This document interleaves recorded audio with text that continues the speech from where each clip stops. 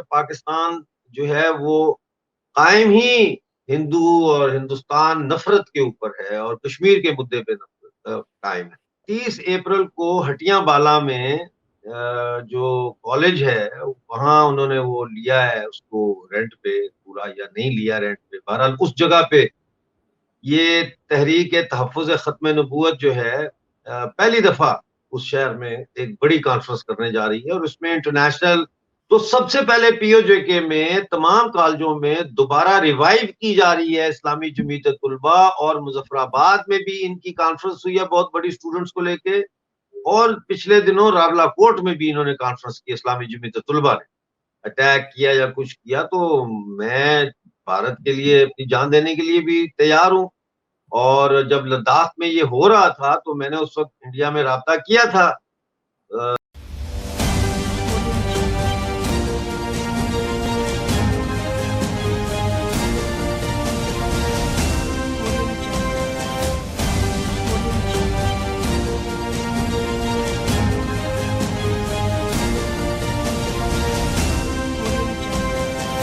नमस्कार दोस्तों, मैं हूं आपके साथ अंबर जैदी और स्वागत है आप सबका हमारे आज के खास कार्यक्रम इट्स डिबेटेबल में। और आज कार्यक्रम खास इसलिए है कि बहुत दिनों बाद डॉक्टर अमजद अयूब मिर्जा हमारे शो पर आए हैं। बहुत बहुत स्वागत है आपका एक बार फिर से। नमस्कार। थैंक यू कैसे हैं सर नमस्कार. आप? मैं ठीक हूँ बिल्कुल फर्स्ट क्लास. Thank you. अच्छा सर, एक बात चल रही है मीडिया में। अब आधा पक्ष कुछ कहता है, आधा पक्ष कहता है। वो बात ये है कि पीओ की असेंबली में जो एक रेजोल्यूशन पास हुआ है शारदा पीठ कॉरिडोर को लेकर। अब इस बात में क्या सच्चाई है? एक तरफ ये कहा जाता है कि ऐसा कुछ हुआ है, दूसरा पक्ष कहता है कि ऐसा कुछ भी नहीं हुआ। तो क्या करारदाद हुई, क्या सच्चाई है, ये मैं सबसे पहले आपसे जानना चाहती हूँ। जी बहुत शुक्रिया. देखें करारदाद तो पेश हुई है मुजफ्फराबाद में लेजिस्लेटिव असेंबली में और इत्तेफाक राय से गलबन वो मंजूर भी हो गई और इस पे बड़ा जश्न भी मनाया लोगों ने. लेकिन अब वो जो प्राइम मिनिस्टर हैं पीओजे के उन्होंने इसके खिलाफ जो है बयान दिया है और उन्होंने असेंबली को कहा है कि फौरी तौर पर ये जो रेजोल्यूशन है शारदा पीठ कॉरिडोर का खोलने का इसको फौरी तौर पर वापस लिया जाए. और उन्होंने इन्वेस्टिगेशन के ऑर्डर्स कर दिए हैं कि ये कैसे पॉसिबल हुआ कि पाकिस्तान तहरीक इंसाफ की गवर्नमेंट है वहाँ पीओजे के में, वो प्राइम मिनिस्टर हैं और ये रेजोल्यूशन जो है मेजॉरिटी के साथ वहाँ पास हुआ है. इसके अलावा कल जमात इस्लामी ने भी बड़ा शोर मचाया है. उन्होंने कहा कश्मीरियों की लाशों के ऊपर जो है वो शारदा पीठ नहीं खुल सकता. लिबरेशन लीग ने भी कहा है और तंजीमें भी अब आहिस्ता आहिस्ता जो है वो सामने आ रही हैं जो बेसिकली अगर आप देखें तो ये पाकिस्तान मिलिट्री एस्टेब्लिशमेंट की सो कॉल्ड प्रॉक्सीज भी हैं. तो ये इतना आसान नहीं है और मेरा नहीं ख्याल कि शारदा पीठ कॉरिडोर जो है वो खुलेगा जब तक पीओजे के जो है वो आजाद नहीं हो जाता. तो अब देखते हैं क्या होता है आगे. जी जी, बिल्कुल, आपने एक बहुत अहम बात की। एक बात तो ये हो जाती है कि जब भारत की तरफ से ये बात कही जाती है, हमारे जो गृह मंत्री हैं अमित शाह, उन्होंने भी शारदा पीठ को लेकर एक बात कही थी पिछले कुछ दिनों पहले।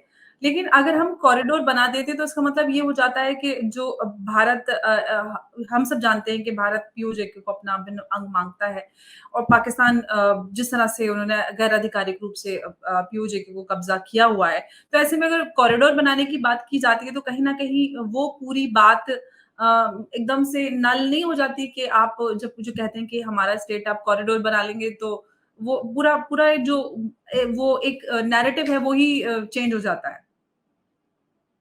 नहीं देखें वो पहले भी ट्रेड रूट्स थे खुल गए थे. बसें चल रही थी मुजफ्फराबाद से इंडियन कश्मीर की तरफ और ट्रैवल रूट्स भी खुल गए थे. तो वो जो स्टेटस है जो ऑलरेडी इंटरनेशनली रिकग्नाइज स्टेटस है डिस्प्यूटेड टेरिटरी का, हम तो ये नहीं कहते कि डिस्प्यूटेड टेरिटरी है, हम तो कहते हैं ऑक्युपाइड टेरिटरी है. पाकिस्तान कहता है डिस्प्यूटेड टेरिटरी है क्योंकि पाकिस्तान इंडिया वाले कश्मीर को भी क्लेम करता है. तो हमारे लिए तो वो ऑक्युपाइड टेरिटरी है. तो मेरा नहीं ख्याल शारदा पीठ कॉरिडोर खुलने से जो है या ट्रैवल और ट्रेड रूट्स खुलने से स्टेटस को में कोई तब्दीली आएगी पीओजे के as an occupied territory under Pakistan.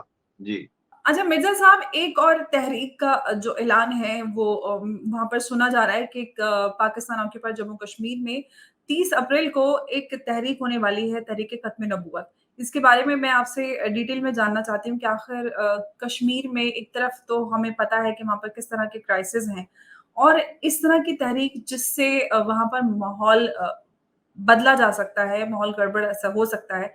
इसका मतलब, इसके पीछे क्या उद्देश्य है? जी, ये बहुत ही महत्वपूर्ण सवाल भी है और बहुत ही चिंता का बायस भी है ये चीज़। और मैं कोशिश कर रहा हूँ कि जितना मेरी ताकत है, यानी कि लिखने के ज़रिए, वीडियो लॉग्स के ज़रिए, टीवी पे चैनल्स पे इंटरव्यू के ज़रिए, मैं इसकी चुनौती दूँ कि ये इसको लाइटली ना लिया जाए। 30 अप्रैल को हटियाबाला में जो कॉलेज है, वहाँ उन्होंने वो लिया है उसको रेंट पे पूरा, या नहीं लिया रेंट पे, बहरहाल उस जगह पे ये तहरीक तहफ़्फ़ुज़ ख़त्म नबूवत जो है पहली दफ़ा उस शहर में एक बड़ी कॉन्फ्रेंस करने जा रही है, और उसमें इंटरनेशनल जो शिद्दत पसंद उलमा हैं, उनको भी दावत दी गई। ये जेलम वैली में है, पीओके। अब एक ऐसे वक़्त में जब मैंने बल्कि आपके इंटरव्यू के लिए कुछ निकाली भी थी चीज़ें, मैं आपको एक सरसरी सी एक अगर आप इजाज़त दें तो मैं बिल्कुल आपको सर। एक बताता हूँ कि इस वक़्त पीओजेके में हो क्या रहा है। ये जी, देखिए ना, प्लीज़ फिर सर बताएँ। हाँ, उससे पर्सपेक्टिव समझ में आएगा। जी। कल जो है ये खबर आती है कि पाकिस्तानी कब्ज़े वाले जम्मू कश्मीर के दारुल हुकूमत में अ, जो है वो अ, प्रोटेस्ट होता है औरतों का। अच्छा, फिर आप देखें कि इस वक़्त एज़ वी स्पीक, ये इंटरव्यू के दौरान, इस वक़्त मुज़फ़्फ़राबाद में हज़ारों पेंशनर्स जो है वो प्राइम मिनिस्टर सेक्रेटेरिएट के बाहर प्रोटेस्ट कर रहे हैं कि पेंशन्स नहीं मिली और महँगाई बहुत ज़्यादा है। खुई रट्टा में आटा खत्म होने के बाद लोगों को शदीद मुश्किलात का सामना है, क्योंकि वहां 740 किलो के बैग्स जो है उनकी रिक्वायरमेंट है, और उनको सिर्फ 300 बैग्स दिए जा रहे हैं, जिसकी वजह से वहां बोरान शुरू हो गया बहुत ज्यादा। फिर पाकिस्तानी कब्जे वाले गिलगित बल्तिस्तान में कल पानी, बिजली और गैर मियारी जो आटा है उसके खिलाफ गिलगित में एहतजाजी मुजाहरा किया गया, और ये एहतजाजी मुजाहरा औरतों ने किया। आपको याद होगा, आप ही के इस प्रोग्राम में मैंने कई दफा कहा है कि पीओजेके का इनकलाब जो है वो औरतें करेंगी, मर्द नहीं करेंगे। ये आप देख लें, कल गिलगित में औरतें, बच्चे अपने घरों से साथ लाई हैं, उन्होंने प्रोटेस्ट किया है, और चीफ सेक्रेटरी ऑफिस के सामने जो है उन्होंने धरना दिया। फिर घड़ीबाग में जो है वो पेंशनर्स ने पेंशन ना मिलने के खिलाफ मकबूजा गिलगित बल्तिस्तान में एहतजाज किया है। फिर स्कर्दू में पानी की किल्लत के खिलाफ बड़ी तादाद में औरतें निकली, और उन्होंने सड़क पर बैठ कर जो है वो सड़क ब्लॉक कर दी। फिर गांचे में, बलगार में, मकबूजा गिलगित बल्तिस्तान में नाकिस इंटरनेट सर्विस, यूटिलिटी स्टोरों पर चीजें नहीं हैं, इसके खिलाफ भी औरतों ने एहतजाज किया। और सिर्फ एहतजाज नहीं किया, औरतों ने टायर जलाए। आप देखें, औरतें टायर जला के धरना दे रही हैं और सड़कें बंद कर दी। इसके अलावा आपको ये भी बता दूं कि इस वक्त ये जो मैंने आपको बताया है, ये एक दिन का मैं बता रहा हूं आपको, ये प्रोटेस्ट एक दिन के हैं जो पीओजेके के मुख्तलिफ शहरों और इलाकों में हो रहे हैं। इसका मतलब क्या है? इसका मतलब ये है कि वहां इस वक्त जो इकोनॉमिक क्राइसिस है वो इस कदर गंभीर है कि अब ये एक पॉलिटिकल क्राइसिस की तरफ जाता हुआ दिख रहा है। और ये आज से नहीं हो रहे प्रोटेस्ट, ये पिछले 2.5 साल से रोजाना की बुनियाद पे प्रोटेस्ट हो रहे हैं, और मैं रोजाना की बुनियाद पे बता रहा हूं दुनिया को कि यहाँ ये प्रोटेस्ट हो रहा है, वहां वो प्रोटेस्ट हो रहा है। अब ये जो एक पोलिटिसाइजेशन हो रही है पूरे समाज की, उसमें पाकिस्तान का जो ये दावा है कि हम कश्मीर का आजादी का बेस कैंप हैं, हम और आपके दरमियान कलमे का रिश्ता है, हिंदुस्तान बड़ा जालिम है, ये जो प्रोपेगेंडा और नैरेटिव है, ये चैलेंज हो रहा है बड़ी बुरी तरह से। कि वो क्या, देखें, दो चीजें, एक तो पंजाबी में कहते हैं पेटे ना पईयां रोटियां ते सब्बे गल्लां खोटियां, कि पेट में रोटी नहीं है तो सब बातें खोटी हैं, जो मर्जी आप लेक्चर दें। और اسلام میں بھی حضرت محمد کا یہ حدیث ہے کہ انہوں نے کہا کہ جو ہے وہ کھانا دو مبادہ کفر نہ پھیل جائے، یعنی کہ وہ بھی اس بات کو سمجھتے تھے کہ اگر انسان کے جو روٹی کا مسئلہ ہے یہ پہلے ایڈریس نہ کیا گیا تو کفر پھیل سکتا ہے، لوگ اسلام سے باہر جا سکتے ہیں، خارج ہو سکتے ہیں۔ اس ساری صورتحال میں پاکستان کے ہاتھ سے اب یہ گیم نکل چکی ہے، نکل رہی نہیں ہے، نکل چکی ہے۔ وہاں نعرے لگ رہے ہیں آزادی کے، وہاں یہ جو دہشت گردی ہے اس کے پیچھے وردی ہے کے نعرے لگ رہے ہیں، وہاں پاکستان کے خلاف نعرے بازی ہو رہی ہے۔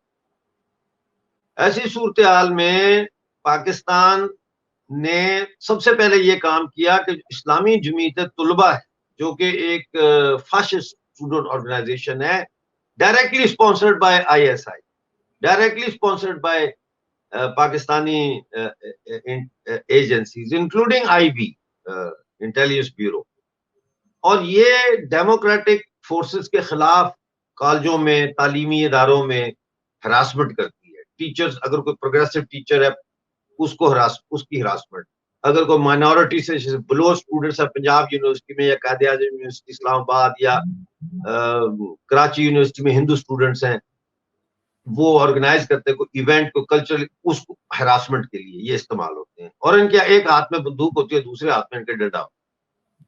تو سب سے پہلے پی او جے کے میں تمام کالجوں میں دوبارہ ریوائیو کی جا رہی ہے اسلامی جمعیت طلبہ، اور مظفر آباد میں بھی ان کی کانفرنس ہوئی ہے بہت بڑی اسٹوڈنٹس کو لے کے، اور پچھلے دنوں راولا کوٹ میں بھی انہوں نے کانفرنس کی اسلامی جمعیت طلبہ نے۔ دوسری سٹیج جو اب آ رہی ہے وہ یہ ہے کہ یہ اب تحریک ختم تحفظ ختم نبوت کے نام پر جو ہے کانفرنس کر کے اسلامک مائنڈ سیٹ جو ہے اس کو زیادہ پختہ کرنا چاہتے ہیں بچوں کے ذہنوں میں۔ تو یہ جو لوگ ہیں، یہ ینگ بچے ہیں 15 16 17 18 سال 25 سال تک کے، تو ان کی ذہن سازی کی جا رہی ہے۔ اب یہ ڈائیورشن ہے فرام دا اکنامک موومنٹ، جو رائٹس کی موومنٹ چل رہی ہے، پولیٹیکل رائٹس کی موومنٹ چل رہی ہے، اس کی ڈائیورشن ہے۔ تو اس کا نیکسٹ اسٹیپ کیا ہے؟ اس کے دو نیکسٹ اسٹیپ ہیں۔ ایک یہ ہے کہ جو اب نکلے گا باہر اور پاکستان کے خلاف نعرہ لگائے گا یا فوج کے خلاف نعرہ لگائے گا، وہ اسلام کے دائرے سے خارج قرار دیا جائے گا، وہ کافر ہو جائے گا، وہ ختم نبوت سے انکاری اس کو کہہ کے، اور اس کا نعرہ کیا ہے؟ شاتم رسول کی سزا سر تن سے جدا، یہ نعرے لگیں گے وہاں، اور پھر اللہ اکبر اور اس طرح کے۔ تو یہ ایک تو اس کا پہلو یہ ہے کہ یہ ایک ڈائیورشن ہے، اور فاشسٹ فورسز جو ہے، ریلیجیس فاشسٹ فورسز پی او جے کے میں، ان کو اسٹرینتھن کرنے کے لیے یہ کانفرنس بلائی گئی۔ دوسرا اس کا پہلو یہ ہے کہ اب جو جہادی آرگنائزیشنز ہیں ان کے اندر جو لوگ تھے وہ اب ان کی عمر زیادہ ہو رہی ہے، زیادہ تر ان میں جو ہے وہ 40-45 سال سے اوپر ہے، اور ینگ کیڈر نہیں ہے ان کے پاس۔ تو یہ ایک ریکروٹمنٹ ڈرائیو بھی ہے کہ ذہن سازی کرو اس، تاکہ جو جہادی آرگنائزیشنز ہیں وہ پھر جب ان کو ریکروٹ کرے تو یہ پہلے سے ان کے ذہن تیار ہو۔ جیسے ہم کوئی پودا لگاتے ہیں تو زمین کو پہلے گوڈی کرتے، تیار کرتے، فرٹیلائزر ڈالتے، اس میں سارا کو ڈال کے تیار کر دیتے۔ اب آپ کی مرضی ہے، آپ اس میں کنک اگائیں یا آپ اس میں جو ہے وہ آلو اگائیں۔ تو یہ آپ چاہے ان کو سوئسائڈ بامبر بنائیں، چاہے انفلٹریٹ کر کے بھارت میں دہشت گردی کریں، یہ ان پہ۔ تو یہ ایک پورا ڈیزائن ہے جو سسٹمیٹیکلی چل رہا ہے، ایک پلان کے تحت چل رہا ہے۔ یہ کوئی ایبرپٹ چیز نہیں ہے، یا یہ کوئی آؤٹ آف دا کانٹیکسٹ چیز نہیں ہے، یہ ایک منصوبہ بندی کے تحت چل رہا ہے۔ اور آپ دیکھیں، آپ باہر آ گئی ہے تو اس کا مطلب یہ ہے کہ پھر یہ سمر افینسو کے لیے تیاری کر رہے ہیں، اور تو مجھے اس کی کوئی وجہ نظر نہیں آتی۔ جی جی، بالکل آپ نے صحیح کہا۔ ایک تو یہ کہ جو کرائسس ہمیں پاکستان آکیوپائڈ جموں کشمیر میں، گلگت بلتستان میں نظر آتے ہیں، ان کو دبانے کے لیے ایک یہ مہم ہو سکتی ہے کہ پیٹ سے اوپر لوگ کو دھرم کی چورن چٹا دی جائے اور لوگ کوئی بھوک کی بات نہ کرے۔ اور دوسرا جو ٹیررزم بڑھانے کے لیے اور انفلٹریشن بھی ایک بڑا اس میں سوال بن کر ابھرتا ہے کہ کیا کشمیر گھاٹی میں بھارت کے اندر جو انفلٹریشن کشمیر پاکستان کی طرف سے ہوتا ہے، پاکستان آکوپائڈ جموں کشمیر کی طرف سے، یہ ایک بڑا مسئلہ رہا ہے بھارت کی طرف سے، اور بڑی شکایت انٹرنیشنل فورمز پہ بھی بھارت لگاتار کرتا ہے. تو کیا واپس اس طرف بھی سنکیت دیتا ہے کہ اس طرح کی چیزیں اور زیادہ ادھر سے تیز ہو سکتی ہیں؟ دیکھیں، یہ خیر اور شر یہ ایک اسپیکٹرم ہے. اسپیکٹرم کے ایک سے اینڈ پر شر ہے یعنی ایول، دوسرے پہ خیر ہے یعنی گڈنس. ٹھیک ہے نا. اب خیر اور شر یہ بیچ میں آتے آتے اسپیکٹرم کے مڈل میں جب آپ آتے ہیں تو وہ نیوٹرل گراؤنڈ بن جاتی ہے، وہ پیسفل گراؤنڈ بن جاتی ہے، جو اکنامک پراسپیرٹی کے لیے بھی ضروری ہے، کمیونل ہارمنی کے لیے بھی ضروری ہے.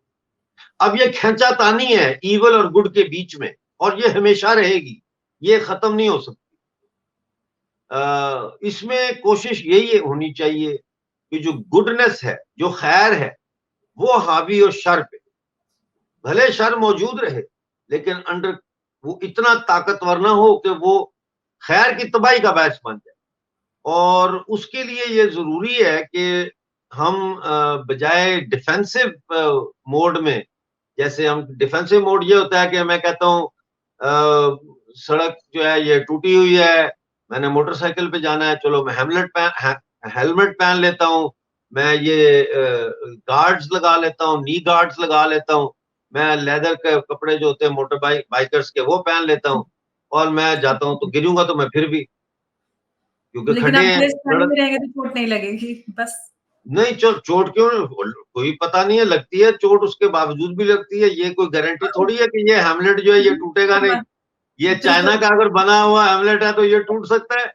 میں یہ کہہ رہا ہوں کہ بجائے اس کے کہ آپ یہ بھی کریں، لیکن آپ سڑک تو ٹھیک کریں نا، کہ بالکل حادثہ ہی نہ ہو، وہ خطرہ ہی پیدا نہ ہو. تو اس بالکل لیے یہ جو ڈیفینسو ہے نا کہ جو سیکیورٹی گریڈ کو مضبوط کرنا انڈیا کے اندر، سلیپر سیل کو جو ہے وہ ختم کرنا، یہ ٹھیک ہے. لیکن جب تک یہ آپ پی او جے کے اندر جو دہشت گردی کا سلسلہ چل رہا ہے sponsored by Pakistan army, sponsored by I S I, اس کو ایڈریس کرنا بہت ضروری ہے. یہ بھی ختم ہوگا جب تک جہاں سے دھواں اٹھ رہا ہے، یہاں اس دھوئیں کی راکھ کے، جہاں سے راکھ کے نیچے جو انگارے ہیں، وہ انگارے جو ہے آپ جب تک اس کو ختم نہیں کریں گے تو یہ دھواں تو اٹھتا رہے گا اور یہ پورے سماج کو آلودہ کرتا رہے گا. یہ بہت ضروری ہے، اس کا اور کوئی حل نہیں ہے. جی بالکل آپ نے صحیح کہا. اچھا، اسی سے جڑا میں ایک سوال کرتی ہوں کہ پاکستان کا ایک اور ابھی پچھلے کچھ دن پہلے ایک نیوز آئی کہ ٹرکی کی طرف سے پاکستان میں ایک ڈرون شامل ہوا ہے، پاکستان کے جو ان کی ہوائی سینا ہے اس کے اندر، اکنسی. اس کے بارے میں آپ کو کیا کہنا ہے کہ ابھی تک جو بھارت نے ابھی کچھ دن پہلے جب وہاں پر زلزلہ آیا تو بھارت نے دوستی کا ہاتھ بڑھایا، حالانکہ ٹرکی کی طرف سے کبھی بھارت کو لے کر جو ان کا پکش رہا ہے وہ سامنے ہے، لیکن ہیومینیٹیرین گراؤنڈ پہ بھارت آگے آیا اور پاکستان سے پہلے مدد کی. لیکن پاکستان کی طرف ان کا یہ رخ کس طرف اشارے کرتا ہے؟ آخر یہ کس طرح کی تیاریاں ہیں؟ کیا آگے ہو سکتا ہے؟ دیکھیں، 3 ملک ہیں جن کے اوپر بڑی نظر رکھنی پڑے گی بھارت کو، اور بھارتی ہونے کے ناطے ہم سب کو. وہ ایک تو ہے پاکستان، ہاں، اور ایک دوسرا ایک اور بات مرزا صاحب، اس کے اوپر جو یہ ڈرون ہے اس کے اوپر پاکستان کی جو ایئر فورس ہے، پاکستان سینا کی طرف سے ایک نقشہ ڈیزائن کیا گیا ہے جس کے اندر کشمیر کو انہوں نے اپنا حصہ دکھایا ہے. ٹھیک ہے. تو ایک تو اس میں نظر رکھنی چاہیے پاکستان پہ، دوسرا ہے ٹرکی، تیسرا ہے ملیشیا. اب اس وقت ملیشیا میں جو مہاتیر محمد ہیں، 97 ایئر اولڈ ہیں، وہ پریزیڈنٹ تھے، وہ کمیونل کارڈ وہاں کھیل رہے ہیں انڈینز کے خلاف. وہ وہ حالانکہ خود ہی originally is not Malaysian Chinese. بہرحال وہ انڈینز کو، ہندوؤں کو کہہ رہے ہیں اور انڈیا کے لوگوں کو کہہ رہے ہیں کہ آپ لوگ ملائن بنے، یعنی ملیشیا کے بنے. اور ملیشیا کا بننے کا ان کا کیا مطلب ہے کہ آپ مسلمان بنے، آپ ان کا کلچر اپنائیں. تو وہاں وہ بھی ایک فنڈامنٹلسٹ کمیونل بیسڈ پالیٹکس کر رہے ہیں وہاں. اردگان صاحب کیا کر رہے ہیں؟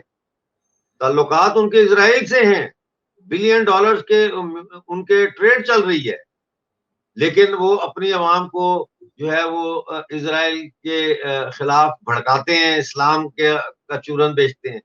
پاکستان ہندو اور انڈیا کے خلاف بھڑکاتا ہے. تو یہ جو 3 ملک ہیں یہ اس ریجن کے لیے بہت ہی برے مطلب ہے کہ ملک عوام کی میں بات جنتا کی نہیں کر رہا، ایکسکیوز می، سرکاروں کی کر رہا ہوں. ابھی جو سعودی عربیہ اور ایران کے تعلقات بحال ہوئے ہیں اس میں ترکی کو بہت جو ہے وہ میرا خیال ہے کہ نقصان ہوگا ریجنل انفلوئنس میں، کیونکہ اب سیریا اور ترکی کے تعلقات بھی بحال ہونے جا رہے ہیں آفٹر دس. ابھی 3 دن پہلے ماسکو میں کانفرنس ہوئی، اس میں ایران، ترکی، شام کے لوگوں کو ماسکو بلایا گیا تھا اور ان کو بٹھا کے ان کے ساتھ یہ 20 سالہ کانفلکٹ ریزالو کرنے کی بات کی گئی. جس کا مطلب کیا ہے؟ اس کا مطلب یہ ہے کہ جو سعودی عربیہ اور چائنا کے ذریعے جو سعودی عربیہ اور ایران کے جو تعلقات ٹھیک کروائے گئے ہیں تو وہ مکمل نہیں ہوتے، وہ سیل نہیں ہوتے جب تک ترکی اور شام کے تعلقات بھی ٹھیک نہ ہو، کیونکہ شام کے جو ریبلز ہیں ان کو ایران سپورٹ کر رہا ہے اور لبنان کے جو حزب اللہ ہے اس کو بھی ایران سپورٹ کر رہا ہے. تو یہ ایک پورا ریجن میں جو یہ پولیٹیکل چینج آ رہی ہے اس کی بڑی ریپرکشنز ہوں گی، اور اس میں اس وقت جو ہے وہ میں سمجھتا ہوں کہ چائنا جو ہے وہ اس میں ڈپلومیسی میں جیت رہا ہے، مجھے افسوس سے کہنا پڑتا ہے. اور روس جو ہے اور چائنا کا یہ جو بلاک بن رہا ہے مڈل ایسٹ اور خلیج فارس میں، یہ بڑا اہم بلاک ہے، اس پہ بڑی گہری نظر ہونی چاہیے. اور اس کا ایک مجھے لگتا یہ ہے کہ آنے والے وقت میں ان کو پاکستان اور ہندوستان کے درمیان جو یہ چائنا جو یہ کشمیر کا مدعا ہے اس کو بھی بیٹھ کے تو اس کے اوپر گفتگو کرنی پڑے گی. اور ورنہ اس کا جو ہے کوئی حل نہیں ہے، کیونکہ پاکستان جو ہے وہ قائم ہی ہندو اور ہندوستان نفرت کے اوپر ہے اور کشمیر کے مدعے پہ قائم ہے. تو یہ چیزیں ہو رہی ہیں. ترکی کو ہندوستان نے پاکستان سے پہلے امداد دی یا بعد میں امداد دی، یہ کوئی سیک ریس تھوڑی ہے، وہ جو بوری کے اندر سیک ریس کرتے ہیں کہ کون آگے کون پیچھے. اس میں نیت دیکھنی ہوتی ہے، نیت کیا ہے. نیت کی میں نے بات کی تھی کہ بھارت کے لیے حالانکہ ترکی کا جو پکش رہا ہے وہ کبھی اچھا نہیں رہا، لیکن باوجود اس کے بھارت سب سے پہلے آگے بڑھا، لیکن ایک دم سے ہی موقع ملتے انہوں نے اپنا رنگ دکھایا. یہ میرا کہنے کا مقصد ہے. دیکھیں وہ رنگ ہمیشہ ہی انہوں نے دکھایا ہے. اب آپ کیا توقع کرتی ہیں ان سے کہ وہ کیا رنگ دکھائیں؟ میں نے ایک سٹیٹمنٹ دی تھی، وہ بڑی وائرل ہوئی اور اس کے بعد بہت لوگوں نے اس پہ پروگرام کیے، جس میں میں نے، حالانکہ میں نے تو یہ سوچ کے نہیں کیا تھا کہ یہ وائرل ہونے کے لیے، میں نے تو ایک دل کی بات کی تھی کہ مدر انڈیا بولا میں نے. اس کے اوپر وہ لاہور میں لوگوں نے ٹاک شو کیے سڑکوں پہ کہ جی امجد ایوب مرزا نے انڈیا کو مدر انڈیا بولا ہے، وہ پی او جے کے ہیں. یہ وہ بھائی میں نے مدر انڈیا اس لیے بولا کہ ماں کیا کرتی ہے؟ ماں کے لیے سارے بچے برابر ہوتے ہیں. بالکل. وہ میں نے ایک انٹرویو دیکھا تھا کئی سال پہلے راج کپور جی کا، تو ان سے سوال کیا گیا، ان سے پوچھا گیا کہ آپ نے اتنی فلمیں بنائی تو آپ کو اپنی کون سی فلم سب سے زیادہ پیاری ہے؟ انہوں نے بڑا خوبصورت جواب دیا. انہوں نے کہا ماں جویندی ست کرم نہ دیندی ونڈ، کہ ماں سب کو پیدا کرتی ہے لیکن اپنے کرم جو ہے وہ کسی ایک کو نہیں دیتی. تو بات کہنے کا یہ ہے کہ افغانستان ہو، ترکی ہو، ایران ہو، سری لنکا ہو، نیپال ہو، بھوٹان ہو، یہ کون سا ملک ہے جو کرائسس میں گیا ہے اور بغیر انتظار کیے یا بغیر کوئی شرط رکھے انڈیا نے ان کی مدد نہ کی ہو؟ ابھی ترکی میں بھی یہی صورتحال ہے. تو وہ ماں ہے، اس ریجن کی ماں ہے. اور شکر یہ ان کو کرنا چاہیے کہ ہندوستان کو یہ احساس ہے کہ وہ اس خطے کی ماں ہے جو سب کو دیکھ بھال کرتی ہے، سب کو ایک جیسا ٹریٹ کرتی ہے. یہ نہیں کہتی کہ طالبان کی سرکار ہٹاؤ تو ہم افغانستان کے لوگوں کو چاول بھیجیں گے. وہ کہتی ہے افغانستان کے لوگ بھوکے ہیں ان کو چاول بھیجو، سڑا افغانستان کے ہوا لوگ گندم کووڈ نہیں بھیجتے. کا شکار ہیں ان کو ویکسین بھیجو. تو نہ یہ سڑا بڑا ہوا گندم فرق ہے نا. بھیجتے ہیں کسی کو. جی بالکل. اور نہ ہی سڑا ہوا گندم بھیجتے ہیں کسی کو. ہاں، دیکھو نا پاکستان نے بھیجا، انہوں نے واپس کر دیا تھا. ہندوستان نے بھیجا تو انہوں نے کہا ٹاپ کلاس ہے. یہ ہے. تو وہی انٹینشنز آپ کی نظر آ جاتی ہیں آپ کے ایکشن سے ہی کہ آپ کے اندر کیا ہے. اچھا مرزا صاحب، ایک میں یہ سوال آپ سے کرنا چاہتی ہوں، بہت ہی چھوٹا سا سوال ہے कि जिस तरह से हमने देखा है कि मिडल ईस्टर्न रीजन में जिस तरह से चाइना की जो पेट है वो काफ़ी मज़बूत होती जा रही है।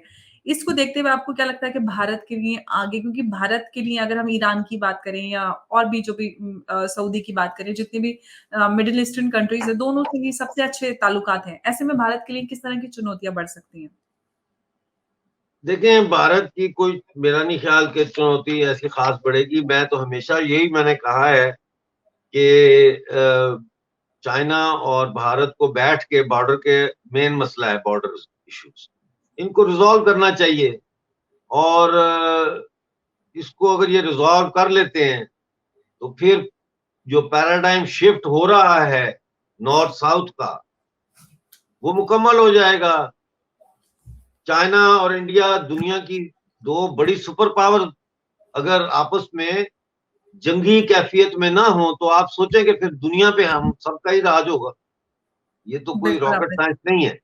तो बिल्कुल, कौन है वो लोग जो नहीं चाहते कि चीन और भारत का सरहदी तनाजा हल हो? ये सोचना पड़ेगा कि कौन है जो गवांडी हैं, दो गवांड में रहने वाले हमसाए हैं। इन हमसायों के बीच में ये बॉर्डर का जो मसला है, ये किसको फायदा पहुंचाता है? तो जब तक जी, वो हल नहीं होता, जाहिर है हम अपने देश की हिफाजत करना हमारा फर्ज है। मैंने पहले भी स्टेटमेंट दी थी कि अगर जो है वो भारत की तरफ किसी ने मुल्क ने मैली आंख से देखा या चाइना ने अगर कुछ किया, अटैक किया या कुछ किया, तो मैं भारत के लिए अपनी जान देने के लिए भी तैयार हूँ। और जब लद्दाख में ये हो रहा था तो मैंने उस वक्त इंडिया में राब्ता किया था, और मैंने कहा था इंडिया इंडिया को कि मैं जाने के लिए तैयार हूँ as a representative of PoJK.